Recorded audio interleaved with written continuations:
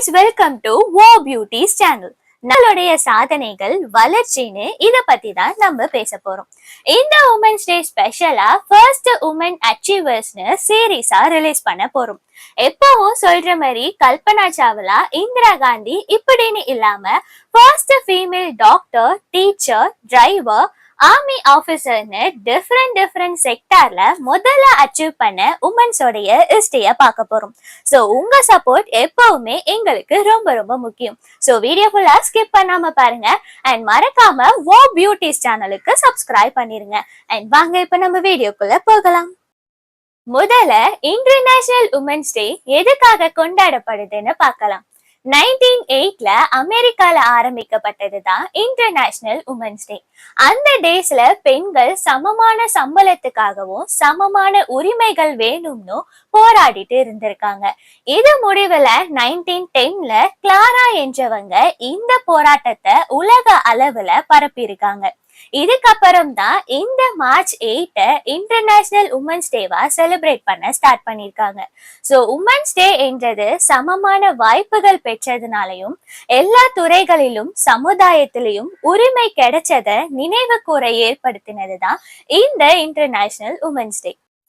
Role of woman in society.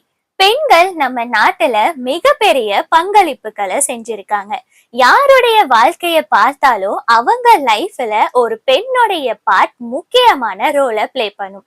அப்படி personal லைஃப்ல மட்டும் இல்லாம சமுதாயத்திலையும் நிறைய பெண்களுடைய பங்களிப்பு இருக்கு. அந்த லிஸ்ட்ல பாத்தீங்கன்னா இந்திரா காந்தி, கல்பனா சாவ்லா, டாக்டர் முத்துலட்சுமி, கிரண் பேடின்னு ஸ்டார்ட் ஆகி இன்னைக்கு எல்லா இடங்களிலும் பெண்கள் தங்களுடைய திறமைகளை காமிச்சிட்டு இருக்காங்க. சமையலறையே வாழ்க்கைன்னு இருந்த நிலை மாறி சமையல்னா என்னன்னே தெரியாத அளவுக்கு மாறிடுச்சு.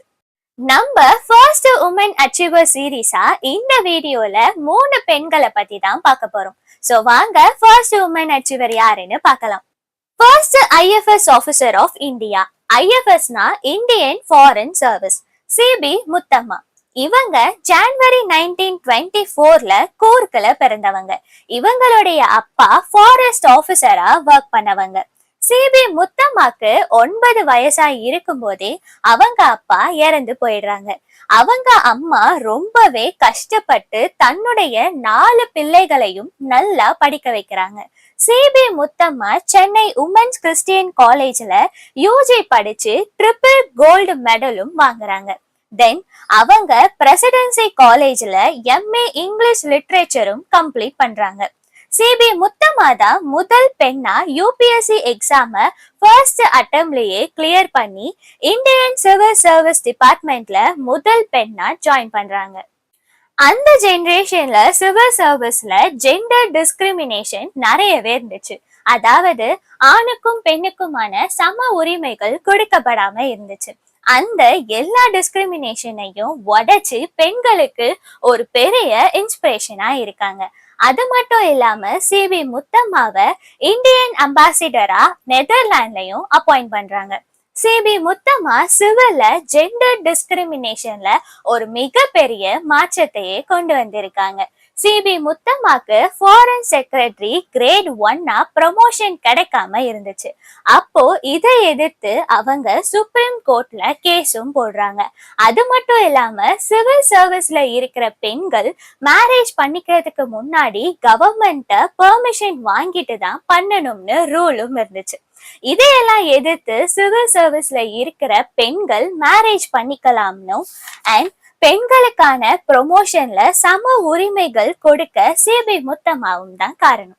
அடுத்ததா நம்ம பார்க்க போறது first female educated in India, Savitri Bai. இவங்களை பத்தி நம்மள பல பேருக்கு தெரியாது.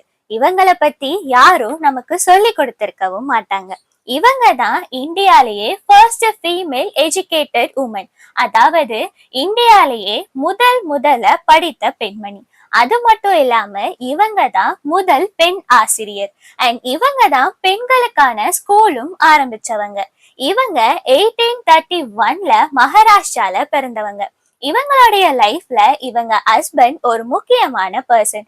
பிகாஸ் இவரு தான் சாவித்ரி பாய படிக்கவும் ஸ்கூல் ஆரம்பிக்கவும் அவங்களுக்கு ரொம்பவே சப்போர்ட்டிவா இருந்திருக்காரு. சாவித்ரி பாய் பெண்களுடைய ஸ்டடீஸ்க்காக பல கஷ்டங்களை கடந்து 1848ல பூனேல கேர்ள்ஸுக்கு ஸ்கூலை ஓபன் பண்ணி நடத்தியிருக்காங்க. நம்ம இந்தியாவுக்கு ஃப்ரீடம் கிடைச்சதே 1947ல தான். ஆனா சாவித்ரி பாய் 1848லயே பெண்களுடைய சம உரிமைக்காக குரல் கொடுத்தது மட்டும் இல்லாம படிப்பையும் சேர்த்தே கொடுத்திருக்காங்க. அடுத்ததா நம்ம பார்க்க போறவங்க ஷீலா டவுரி. இவங்கள பத்தி தெரிஞ்சிருக்க வாய்ப்பே இல்ல. இந்த மாதிரி நிறைய இன்ஃபர்மேஷன் தெரிஞ்சுக்க நம்ம சேனலுக்கு சப்ஸ்கிரைப் பண்ணிருங்க. ஷீலா டவுரி மகாராஷ்டிரால ஒரு சின்ன வில்லேஜ்ல பிறந்தவங்க. கல்யாணம் ஆகி கொஞ்ச நாள்லயே தன்னுடைய ஹஸ்பண்டை இழந்து 2 குழந்தைகளோட என்ன பண்றதுன்னே தெரியாம தனக்கு படிப்பும் இல்லாத காரணத்தினால தன்னுடைய பிள்ளைகளை காப்பாத்தணும்னு முதல் பெண்ணா ஆட்டோ ரிக்ஷா ஓட்ட ஆரம்பிக்கிறாங்க. ஆட்டோ ஓட்டுறது அவ்வளோ ஈஸி இல்ல. இது ஆண்கள் மட்டும் செய்யக்கூடிய ஒரு வேலையா இருந்துச்சு. ஆனா ஷீலா டவுரி பல அவமானங்களையும் பாலியல் தொல்லைகளையும் சகிச்சு தன்னுடைய குடும்பத்துக்காக ஆட்டோ ரிக்ஷா ஓட்ட ஸ்டார்ட் பண்ணி சமுதாயத்துல முதல் பெண் ஆட்டோ டிரைவர்னு அங்கீகாரமும் பெற்றாங்க.